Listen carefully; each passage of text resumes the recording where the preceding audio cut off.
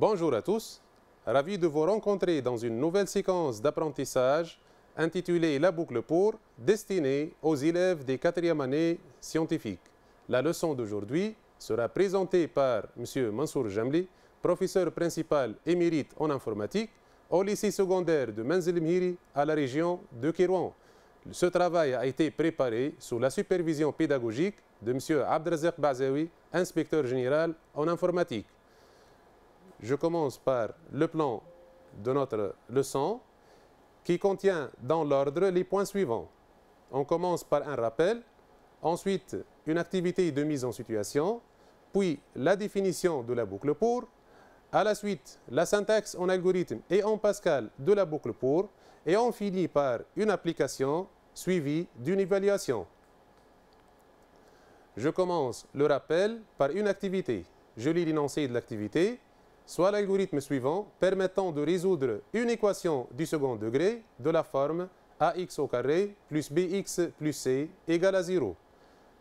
Notre algorithme commence par la saisie de trois variables a, b et c qui représentent les coefficients de notre équation du second degré.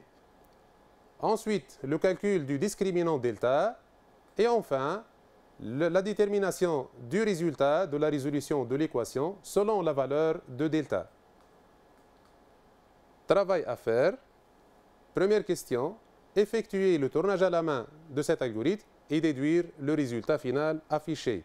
Deuxième question, identifier les différentes structures algorithmiques utilisées par cet algorithme ainsi que leurs utilités. Je commence par la première question. Pour effectuer le tournage à la main de notre algorithme, on va prendre comme exemple l'équation du second degré x au carré plus 2x plus 1 égale à 0. En exécutant notre algorithme, on commence par la première instruction qui nous permet de saisir la valeur de a. Donc on a affichage d'un message, écrire a égale, et suite à la saisie de la valeur de a par l'utilisateur, elle sera stockée dans la variable a au niveau de la mémoire. De même pour les deux autres instructions qui suivent, donc on va saisir la valeur de b, ensuite la valeur de c. Dans l'action numéro 4, on va calculer le discriminant delta en utilisant la formule mathématique b au carré moins 4ac. Dans notre cas, cette formule nous donne la valeur 0.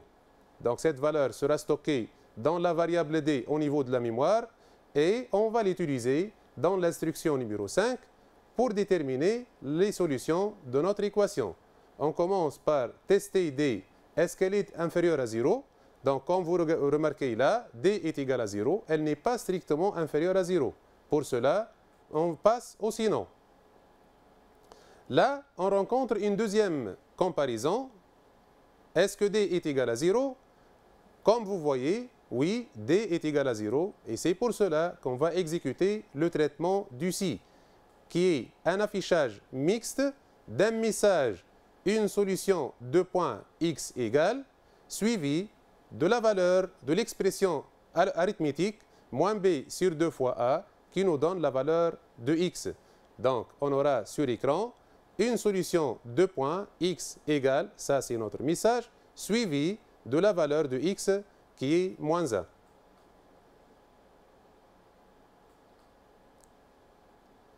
Passons à la deuxième question dans laquelle on va identifier les structures algorithmiques utilisées ainsi que leurs utilités.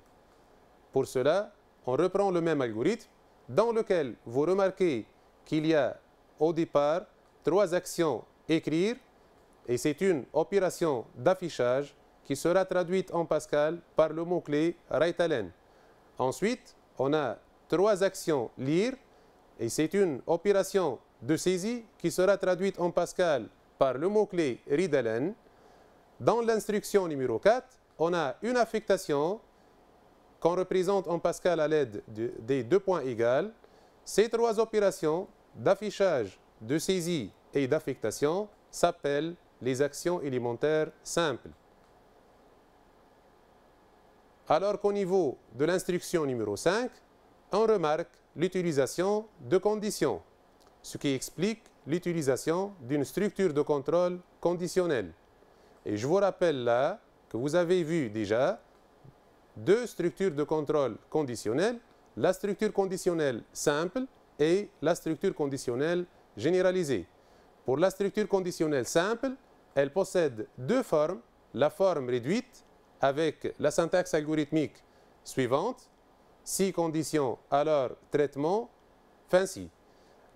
Et la forme alternative avec la syntaxe algorithmique qui suit, donc si conditions, alors traitement 1, sinon traitement 2, fin si. Vous remarquez là qu'au niveau de la forme réduite, on a un seul traitement soumis à une condition, alors qu'au niveau de la forme alternative, on va choisir entre deux traitements selon la valeur de la condition. Pour la structure conditionnelle généralisée, on a la syntaxe algorithmique suivante. Si condition 1, alors traitement 1, sinon, si condition 2, alors traitement 2, sinon, etc. Et enfin, on finit par fin si. Et là, on va choisir parmi plusieurs traitements, un traitement à exécuter suivant une condition. Je passe maintenant à une activité de mise en situation. Je lis l'énoncé de l'activité. Écrire un algorithme intitulé TabMul qui permet de saisir un entier n et afficher sa table de multiplication de 1 à 9, comme le montre l'exemple suivant. Vous avez dans l'exemple qui est sur l'écran, donc on a la première ligne qui contient donner un entier 2.5. Donc on a l'affichage d'un message suivi de la valeur 5. On a pris comme exemple de n 5. Ensuite, on a l'affichage dans chaque ligne de la multiplication de 5 par l'une des valeurs allant de 1 à 9. Pour avoir ce résultat, on doit utiliser l'algorithme suivant qui commence par 0 début TabMul, qui est le nom de l'algorithme.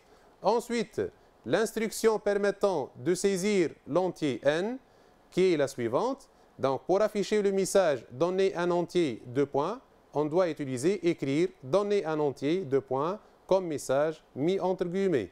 Puis, on va saisir la valeur de n, qui est égale à 5 dans notre exemple, à l'aide de l'action de saisie lire n.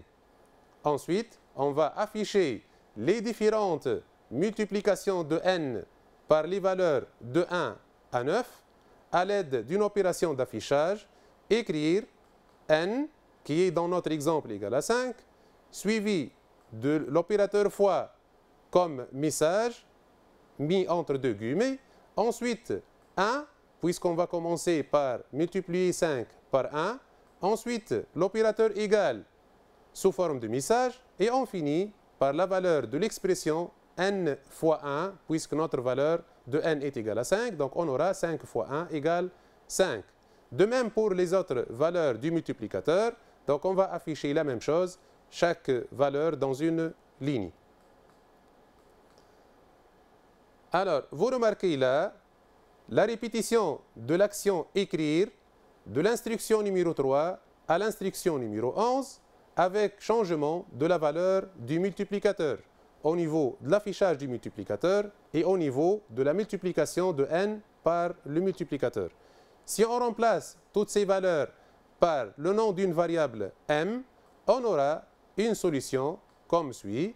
Donc, on va garder le reste de l'algorithme et on va remplacer toutes les répétitions par une instruction écrire avec changement de la valeur de m de 1 à 9. Et comme ça, notre algorithme sera comme suit. Début TabMul, écrire donner un entier, lire n, puis remplacer toutes les répétitions par l'action d'affichage écrire avec m allant de 1 à 9. D'où l'utilisation d'une nouvelle structure algorithmique appelée structure de contrôle itérative complète qui nous permet de résoudre le problème de répétition qui s'appelle aussi la boucle pour et qui fait l'objet de notre leçon d'aujourd'hui. Par définition, la boucle pour ou structure de contrôle itérative complète permet d'exécuter une séquence d'instructions un nombre de fois connu fixé à l'avance. Cette boucle utilise une variable, dite aussi compteur ou indice, de contrôle d'itération caractérisée par sa valeur initiale VI, sa valeur finale VF, son incrémentation ou décrémentation automatique. Passons maintenant à vous présenter la syntaxe de cette nouvelle structure algorithmique. Je commence par la syntaxe au niveau de l'algorithme. On aura au début un bloc d'initialisation si nécessaire, c'est-à-dire si on a des initialisations utiles, puis pour CPT, c'est le nom du compteur, donc là une variable qui correspond au compteur de la boucle, de la valeur initiale du compteur à la valeur finale du compteur faire, puis les instructions qui vont être l'objet de notre boucle. En Pascal, si on est dans un parcours ascendant, c'est-à-dire lorsque VI est inférieur à VF, on aura incrémentation automatique du compteur. Et par la suite, on aura la syntaxe suivante de la boucle pour. For compteur, deux points égale VI to VF do. On commence par begin, on met les instructions de répétition et on finit par end point virgule. Par contre, si on est dans un parcours descendant, c'est-à-dire VI est supérieur à VF, le compteur sera décrémenté automatiquement. Et comme ça, la syntaxe en Pascal sera comme suit. For compteur, deux points égale VI down to VF do. Vous remarquez là qu'on a remplacé to par down to. Puis on met les instructions de répétition entre begin et end point virgule. Et pour bien assimiler ces connaissances concernant la boucle pour, on doit faire attention à quelques recommandations. La première recommandation, le nombre de répétitions de la boucle pour doit être fini et connu au départ. Le compteur de la boucle pour doit être une variable de type scalaire. Par exemple, entier, caractère. Le nombre de répétitions de la boucle pour est égal à la valeur absolue de VF moins VI plus 1 dans le cas d'un compteur de type entier. Si on a un compteur de type caractère, le nombre de répétitions est égal à la valeur absolue de ordre de VF moins ordre de VI, le tout plus 1. Et je vous rappelle là que la fonction ordre nous donne le code ASCII. Et puisque notre compteur est de type caractère, sa valeur finale ainsi que sa valeur initiale sont aussi de type caractère. Et pour calculer le nombre de répétitions, on doit déterminer leur code ASCII. Dans un parcours ascendant, comme vous avez déjà vu, si la valeur initiale est inférieure à la valeur finale, le compteur s'incrémente automatiquement, c'est-à-dire il augmente automatiquement. Et on aura la syntaxe Pascal suivante. Donc, for compteur, deux points égale VI to VF do. Alors que dans un parcours descendant, c'est-à-dire lorsque VI est supérieur à VF, on aura une décrémentation automatique du compteur et on remplace to par down to. Pour mieux vous expliquer la boucle pour, je vous présente un organigramme de fonctionnement de cette boucle. Au départ, le compteur sera initialisé à une valeur qui s'appelle valeur initiale, puis on teste est-ce que le compteur est encore inférieur ou égal à VF. Si oui, on exécute les instructions de la boucle. Puis, on aura une auto-incrémentation ou bien une auto-décrémentation du compteur. Et ça, c'est selon le cas. Est-ce que VI est inférieur ou bien supérieur à VF? Enfin, on revient à la boucle pour réitérer une autre fois. Dans le cas contraire, c'est-à-dire lorsque le compteur devient supérieur strictement à la valeur finale, on doit quitter la boucle. Essayons d'exploiter la syntaxe de la boucle pour dans une application. Je lis l'énoncé de l'application. Écrire un algorithme intitulé codage permettant de lire une chaîne de caractères nommée mot, coder chaque caractère de mot comme suit. Pour chaque caractère, on va déterminer la somme de son code ASCII avec sa position dans la chaîne mot. Puis, on le remplace par le caractère dont le code ASCII est égal à la somme calculée. Et enfin, on doit afficher notre chaîne codée. Pour résoudre cette application, je vous invite à suivre la simulation suivante de notre programme codage. On va prendre une chaîne mots qui est égale à BAC 2021. Pour écrire notre algorithme, on doit commencer par l'opération de saisie de notre chaîne mots à l'aide de l'action de saisie lire. On a une chaîne qui est égale à BAC 2021. On passe au codage de la chaîne caractère par caractère. On va parcourir la chaîne du premier caractère jusqu'au dernier caractère. Pour chacun de ces caractères, on doit respecter ce qu'on a vu dans l'énoncé et par la suite, on doit déterminer son code ASCII. Dans notre cas, le code ASCII du premier caractère qui est B majuscule, identifié par mot de 1, puisque c'est le premier caractère de la chaîne mot, est égal à 66. À cette valeur, on doit ajouter la position du caractère qui est égale à 1. Et on aura la valeur 67. Cette valeur représente le code ASCII du caractère qu'on veut chercher. Notre caractère est donné par la fonction prédéfinie CHR qui prend en paramètre la valeur 67 et qui nous donne le caractère majuscule C. On refait la même chose pour le reste des caractères. Pour le caractère numéro 2, qui est égal à A majuscule, on aura le code ASCII 65. On lui ajoute la position de ce caractère qui est égal à 2. Ça donne la valeur 67 qui correspond au caractère C majuscule.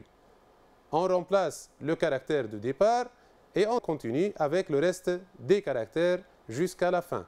Donc là, si on prend une variable i qui représente un compteur qui donne l'indice de chaque caractère, dont les valeurs commencent de 1 à 7, puisque notre chaîne contient 7 caractères, on aura de façon générale, à chaque fois, on calcule ordre de mots de i pour donner le code ASCII de notre caractère, plus i qui représente la position du caractère. Tout ça sera passé en paramètre à la fonction prédéfinie CHR pour avoir le caractère résultat. Et on fait le remplacement en passant au caractère suivant. Comme ça, on finira par le dernier caractère qui est égal à 1 dans notre cas. On détermine son code ASCII. Donc notre caractère est identifié par mot de 7, puisque c'est le caractère numéro 7.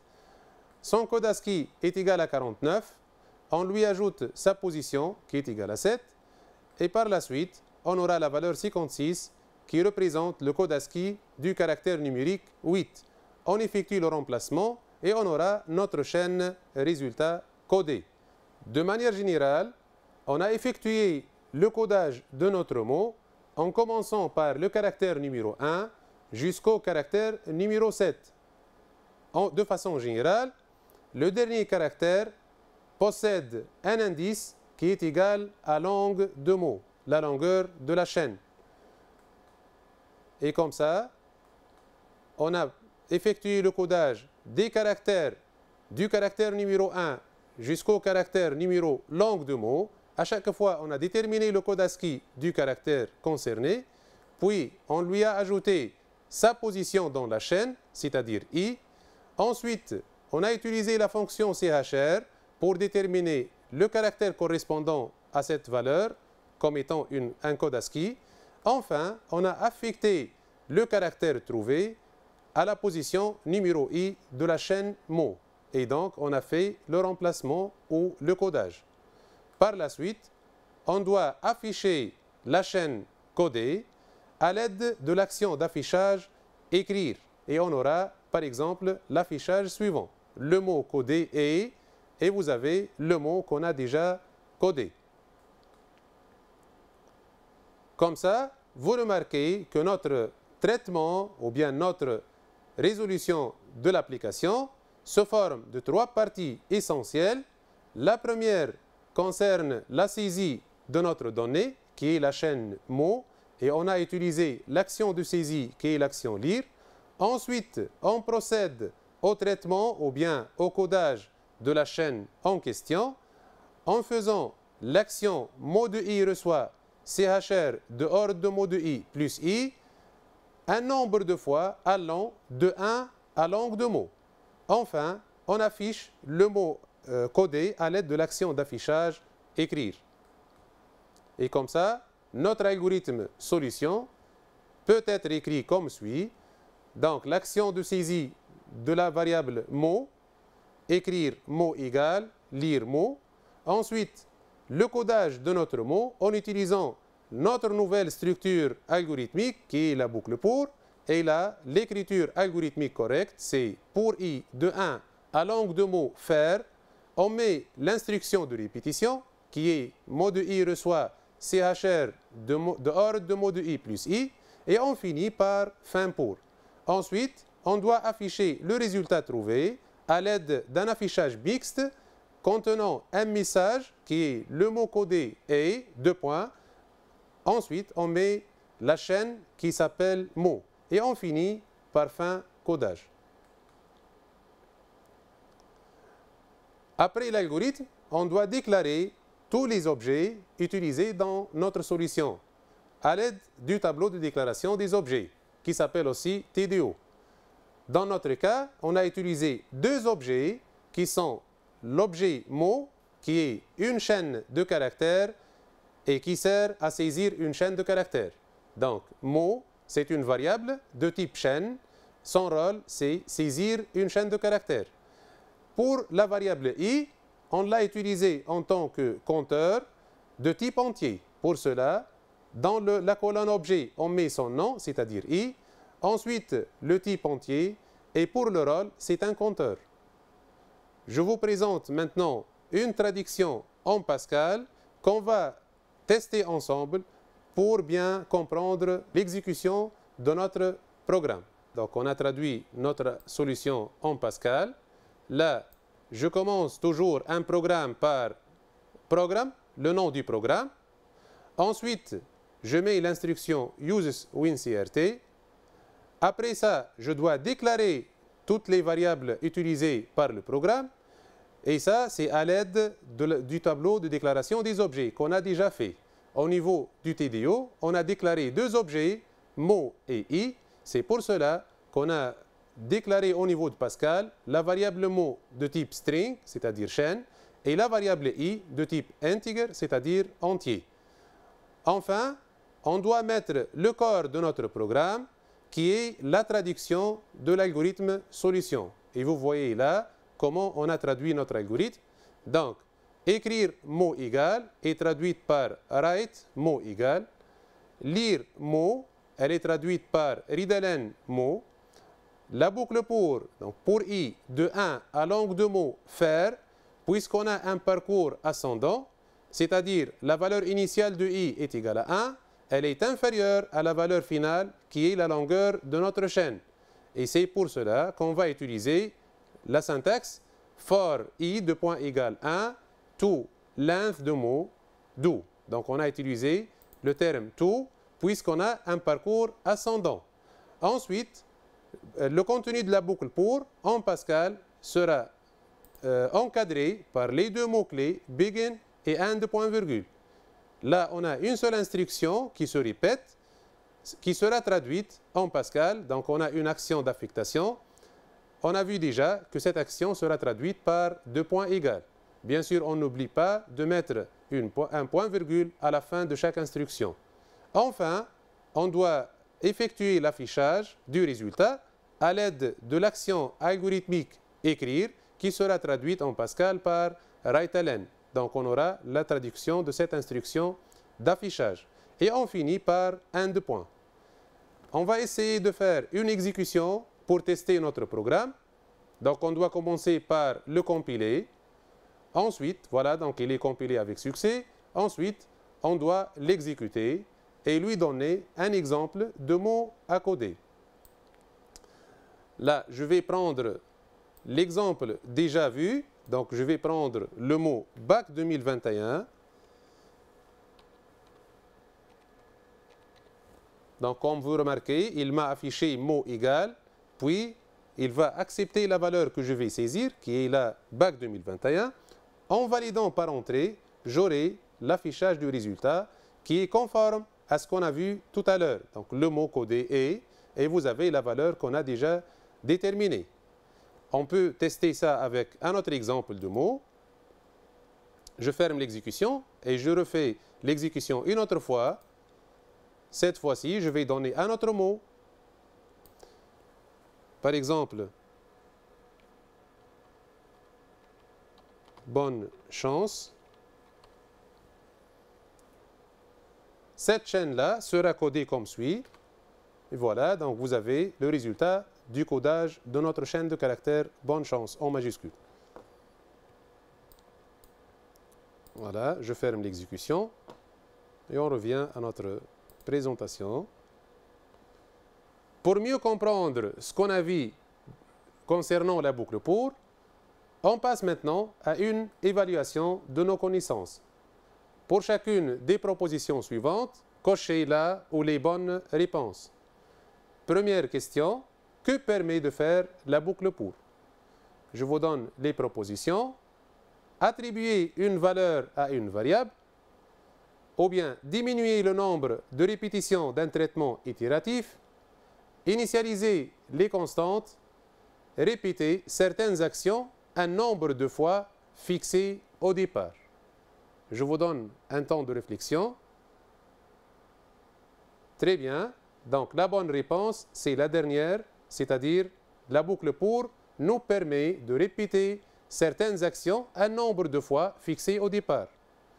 La question numéro 2, le nombre de répétitions de la boucle pour est toujours inconnu, n'est connu qu'après la fin de la boucle, doit être connu avant le début de la boucle, dépend du type du compteur.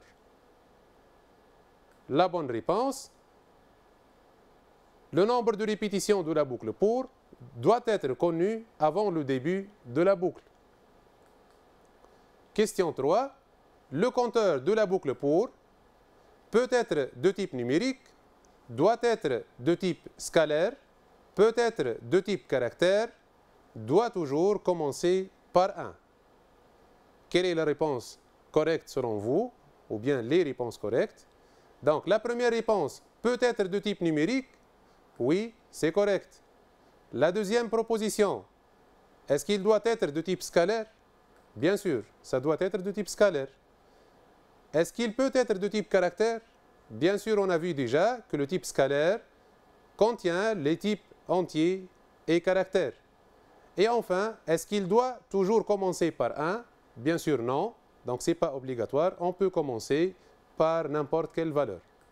La question numéro 4, soit c'est un caractère donné que représente la valeur de la variable MB après l'exécution de la séquence ci-après. Notre séquence commence par un bloc d'initialisation. MB reçoit 0, puis la boucle pour I de 1 à l'angle de CH faire, si C égale CH de I, alors MB reçoit MB plus 1, fin si et fin pour. Les propositions de cette question, le nombre de caractères de CH, ou bien le nombre de caractères numériques de CH, le nombre d'occurrences du caractère C dans CH. Dernière proposition, le nombre de caractères de CH dans le code ASCII est le même que C.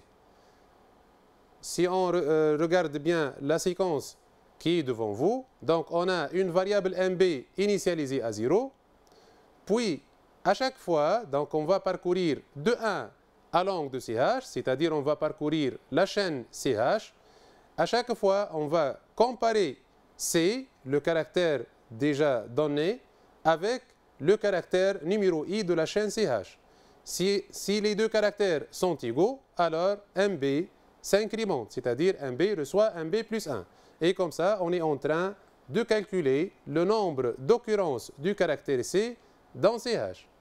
Mais puisque la comparaison se fait suivant le code ASCII des deux caractères, la dernière réponse, elle est aussi correcte. Donc, lorsque on a un caractère de CH dont le code ASCII est égal à celui de C, on doit ajouter 1 à MB.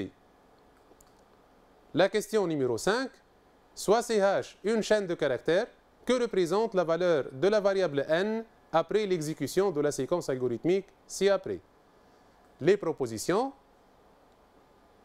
est-ce que c'est la taille du tableau ou bien la taille de la chaîne CH, le nombre de caractères numériques de la chaîne CH ou le nombre de caractères de la chaîne CH.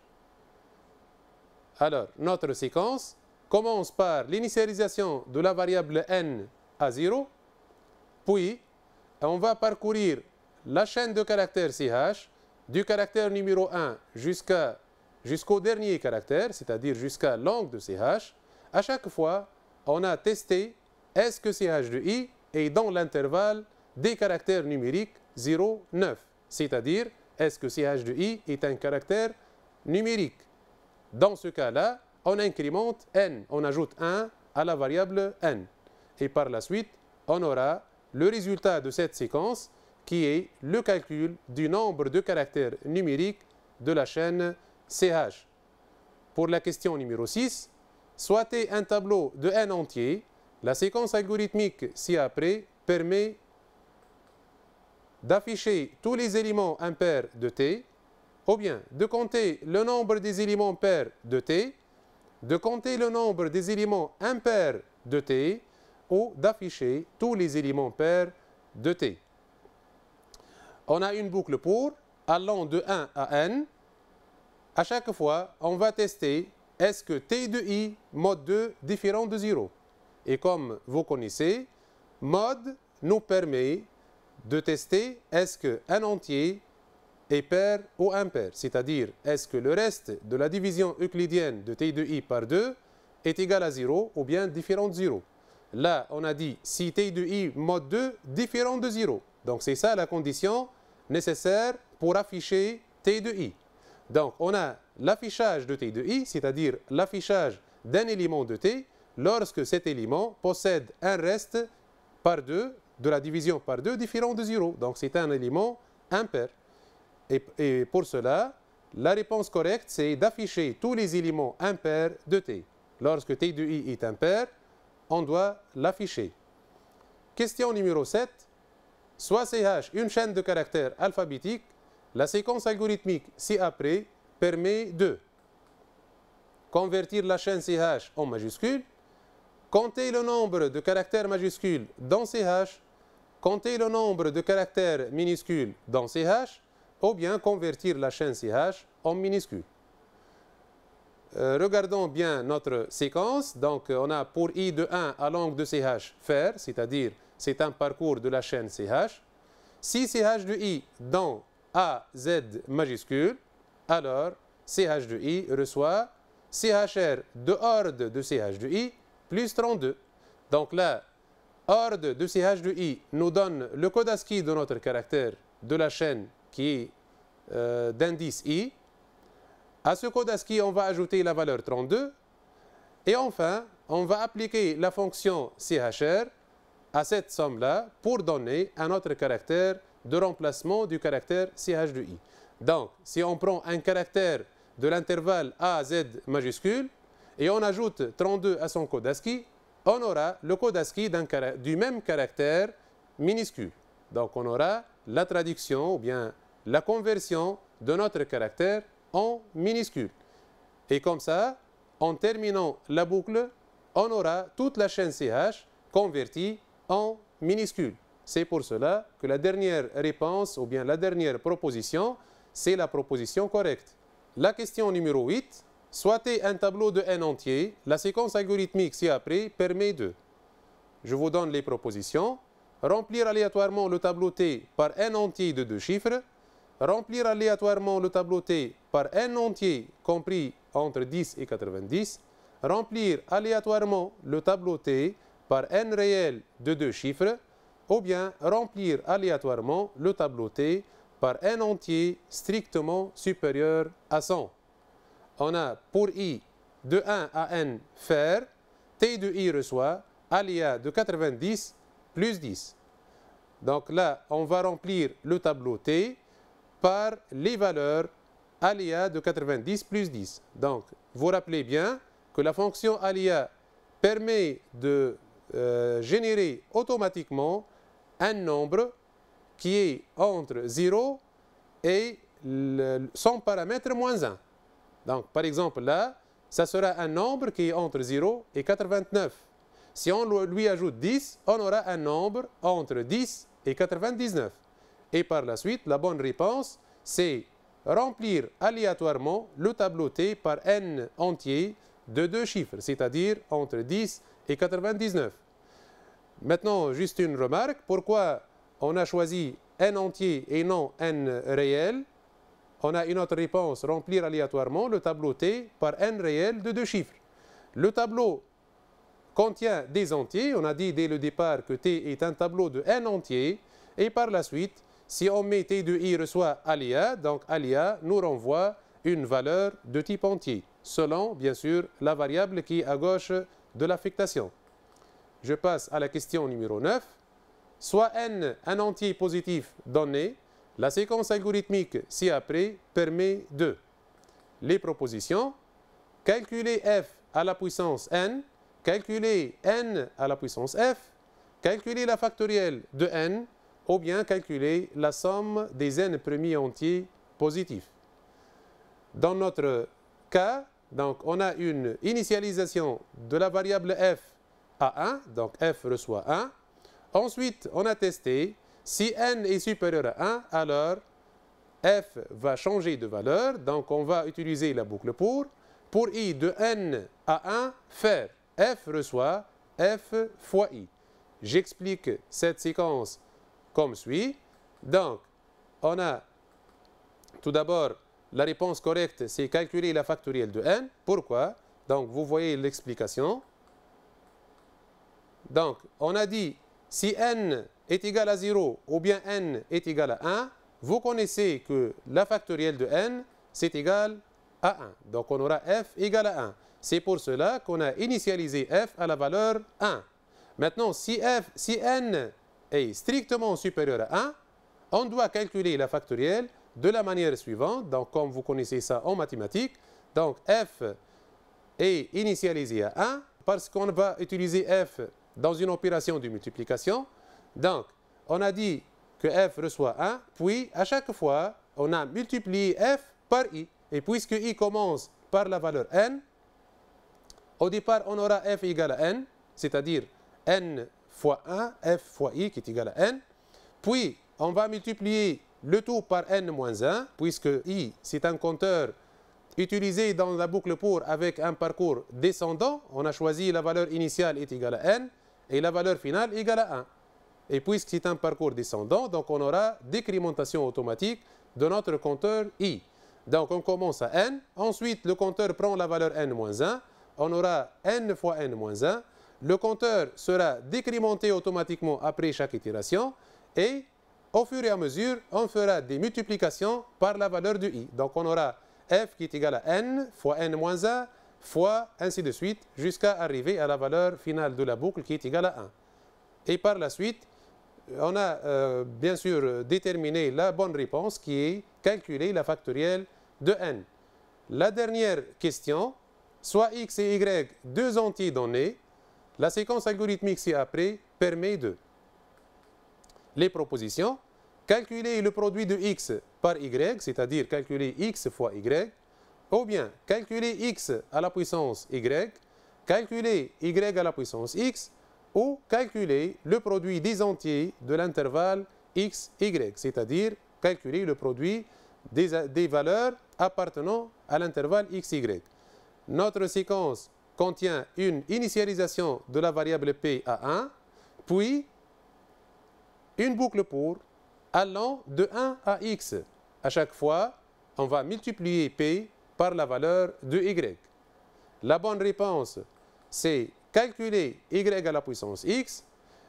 Pourquoi c'est la bonne réponse? Je vous explique ça. Donc, on a pris p reçoit 1 fois y. Combien de fois? Donc, x fois. Donc, on a commencé par p reçoit 1. Ensuite, on a multiplié par y plusieurs fois qui est égal à x. Donc, un nombre de fois égal à x. Notre leçon est achevée. Je vous remercie pour votre attention et je vous souhaite bonne révision.